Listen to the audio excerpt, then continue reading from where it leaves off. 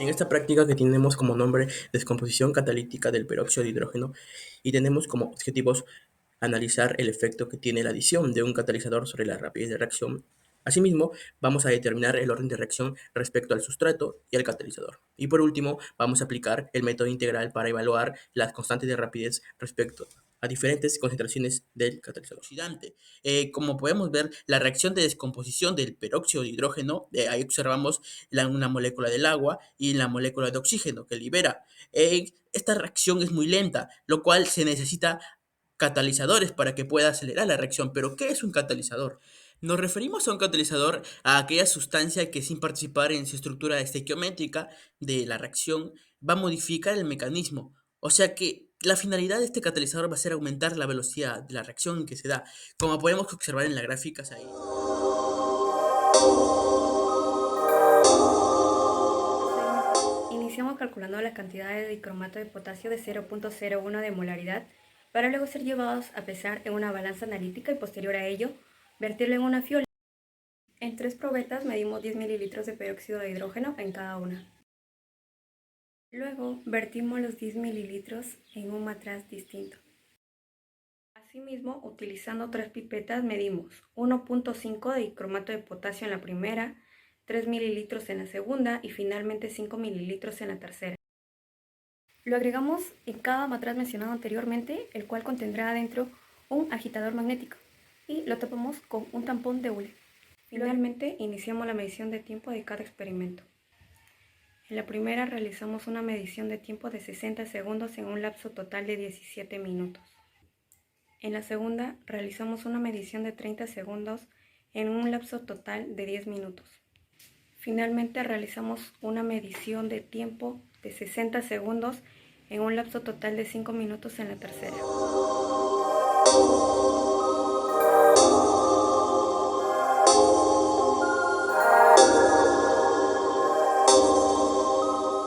Bien, cuando preparamos el catalizador en la solución, es decir, el dicromato de potasio, primero debemos hallar la masa en gramos que se requieren en 100 mililitros. Como a continuación, los datos que nos dan, primero nos dan el peso molecular, que es 294.185, la molaridad, que lo queremos a 0.01 molar, y el volumen a 100 mililitros.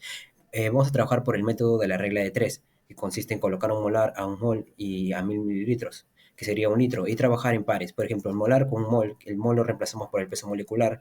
Como lo queremos a una molaridad de 0.01, a un molar lo dividimos entre 100. Lo mismo para el peso molecular. Ahora trabajaríamos con el volumen en litros, que en 1000 mililitros lo dividiríamos entre 10, dándonos como resultado 100 mililitros. Lo mismo para el peso molecular, arrojándonos 0.294185 gramos. En este caso sería el 99.5% de pureza. Ahora llevamos el 100%, ¿no? Dándonos como resultado 0.2957 gramos. Bien, para determinar el orden de las reacciones, primero calculamos el volumen máximo teórico del peróxido de hidrógeno, aplicando la siguiente fórmula. Presión por volumen es igual al número de moles por la constante de los gases por la temperatura. Como vemos en la reacción, dos moléculas de peróxido de hidrógeno forman dos moléculas de agua más oxígeno. Datos. Nos dan la temperatura que es 295.15 Kelvin, la presión atmosférica a 1 de atmósfera y el volumen a 10 mililitros. Primero vamos a hallar el número de moles del oxígeno. Haciendo los cálculos nos da como resultado 2.2 por 10 a la menos 3. Luego aplicamos la fórmula y despejamos el volumen, dándonos como el volumen máximo igual a 106.49 mililitros. Luego del procedimiento de las tres reacciones a diferente volumen del catalizador, en este caso 1.5 mililitros, hemos recopilado datos como minutos, volumen del oxígeno, volumen máximo versus el volumen teórico. Para de esta manera graficar la gráfica de volumen versus tiempo, dando como resultado una reacción de segundo orden porque su R cuadrado es 0.9978 y este se acerca más a 1. Bien, ahora para el volumen del catalizador o dicromato de potasio 3 mililitros, igualmente se recopilaron datos, pero en este caso hallamos el logaritmo del volumen máximo menos el volumen teórico.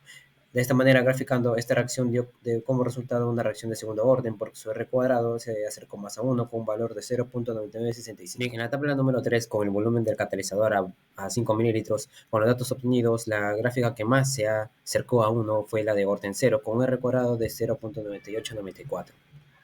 Bien, una vez realizada la práctica nos preguntamos sobre la utilidad que esta tiene.